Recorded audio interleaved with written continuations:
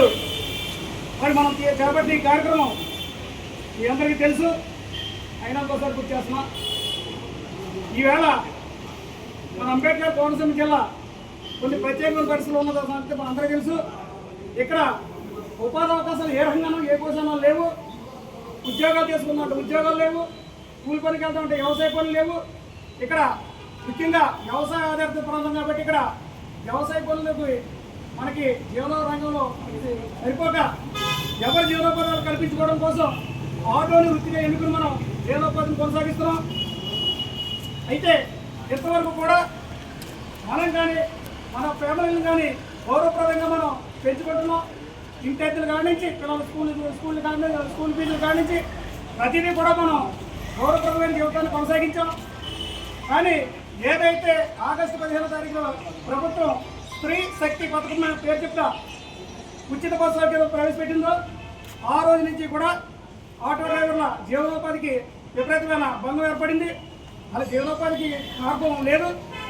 కాబట్టి ఈ పరిస్థితుల్లో మేము ఉంటే దీనికి మూలిగా నక్క మీద తాడుకాయ అన్నట్టు ఇది కాకుండా ఈ ప్రైవేట్ యాప్లు ఓలా అంటారు, ఓలా, ఓపర్, ర్యాపిడో, స్విగ్గీస్ ఇలా మోటార్ సైకిల్ మీద కూడా ప్రయాణికులు తరలించే యాప్లు, ప్రైవేట్ యాప్లు వచ్చినాయి. మరి దీనివల్ల ప్రయాణంలో ఏదైనా ప్రమాదం జరిగితే దానికి ఇన్సూరెన్స్ కానీ మరి అసలు ప్రయాణ భద్రత ఉండదు. మరి ఇలాంటి యాప్లు కానీ ప్రైవేట్ యాప్లన్నింటినీ ప్రభుత్వం రద్దు చేయాలి. ప్రభుత్వం ఒక ప్రత్యేకమైన యాప్ని ఆటో డ్రైవర్ల కోసం కల్పించాలి. అట్ ద సేమ్ టైం ప్రభుత్వం మరి మన ఉచిత బస్సు సౌకర్యం వల్ల మనం కోరుకునే జీవనోపాధికి మరి సరైన ప్రత్యామ్నాయ మార్గాలు మనం చూపించాలి అనే ఉద్దేశంతో ఈవేళ మన ఆర్టీఓకి మేము మెమరాండం రూపంలో మేము తెలియజేస్తున్నాం. ఈ మెమరాండంలో ముఖ్యాంశాలు నేను చదివి వినిపిస్తాను. మహారాజశ్రీ రాష్ట్ర రవాణా శాఖ మంత్రులు ఆంధ్ర ఆటో వాళ్ళ యూనియన్ అమలాపురం వారు రెవెన్యూ డివిజన్ అధికారి ద్వారా తెలియజేసుకున్న మెమరాండం.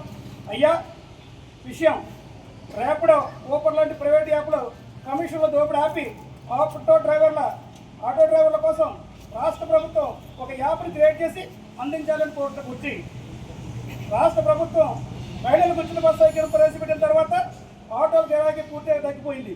ఈ విషయం తమకు విదితమే. ప్రస్తుత పరిస్థితిలో రాకుండా సమయంలో ర్యాపిడో, ఊపర్ వంటి ప్రైవేట్ యాప్లు కోనసీమ జిల్లాలో ప్రవేశించి ఆటో కార్మికుల ఉపాధిని చోరీకి పాల్పడటంతో ఉన్న కాస్త ఉపాధి అవకాశం కూడా దొరకడం లేదు.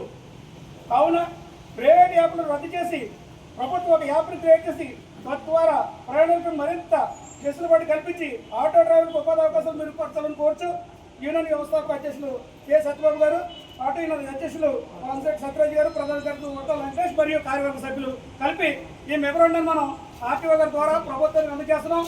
కాబట్టి